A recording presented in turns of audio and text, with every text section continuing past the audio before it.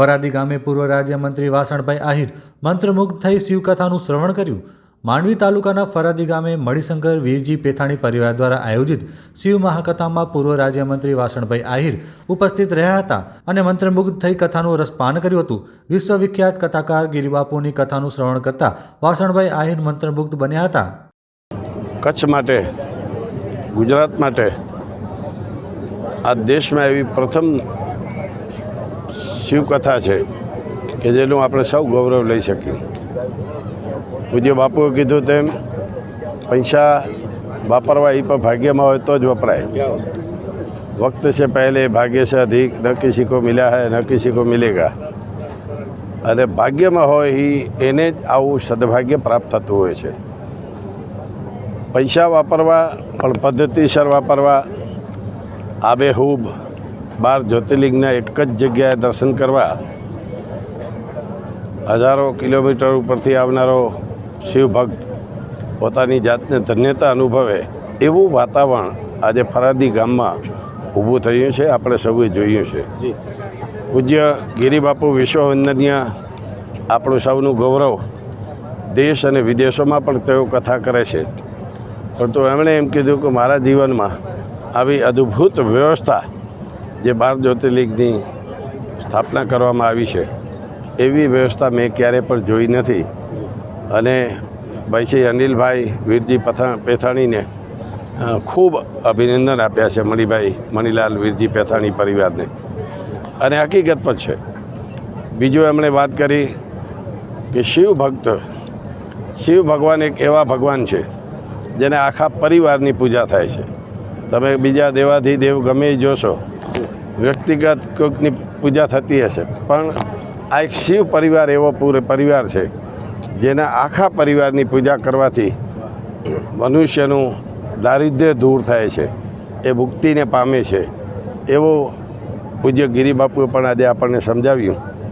આ શિવરાત્રિ સુધી આજનો ખૂબ સોમવારનો દિવસ છે।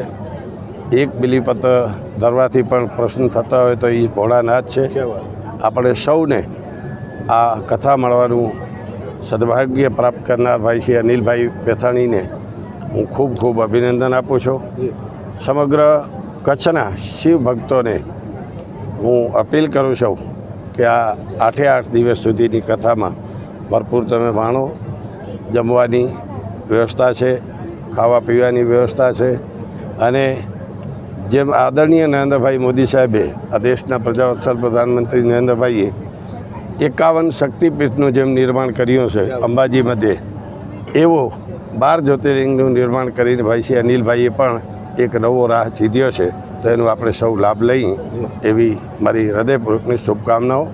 કે આમાં પૈસો માણસ વાપરી શકે, પણ નાની નાની બાબતોને ધ્યાનમાં રાખીને કેટલું બધું ઝીણું કાતીને પણ એમણે વિચાર કરીને આખું પ્લાનિંગ કર્યું છે। ખૂબ વિશાળ મંડપ છે, ચારે બાજુ 12 જ્યોતિર્લિંગની સ્થાપના છે। આજે સિનિયર સિટીઝન, આપણા વૃદ્ધ મુરબ્બીઓ, વડીલો, માતા પિતા આવે, બધાને શોખ હોય। કાલે જ બધા મીડિયામાં આપના બધા મારફત બધા જાણશે કે 12 જ્યોતિર્લિંગનું આજે અહીંયા સ્થાપના કરવામાં આવી છે। તો અનેકની ઈચ્છા એવી થશે, પણ ઉંમરનું બાદ છે, શરીર અશક્ત છે, પણ મારે દર્શન કરવા છે, એવા માણસો માટે પણ ભાઈ શ્રી અનિલભાઈએ ખૂબ સુંદર વ્યવસ્થા કરી છે। આજે 8 દિવસ સુધી ભાઈ શ્રી અનિલભાઈએ જે પ્રોગ્રામ કર્યો છે રાતના સંતવાણીનું, લોકડાયરાનું, એમાં તમે હમણાં કીધું તેમ શિવભક્ત હંસરાજભાઈ રઘુવંશી પણ પધારે છે।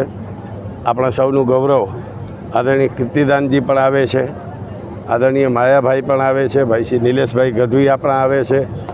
આવા અનેક સંતો, સાંઈરામભાઈ દવે આવે છે। તમામ નામાંકિત બધા જ કલાકારો આવશે અને આપણને ખૂબ ભક્તિમય વાતાવરણમાં ઓર આપણને ખૂબને મજા કરાવશે।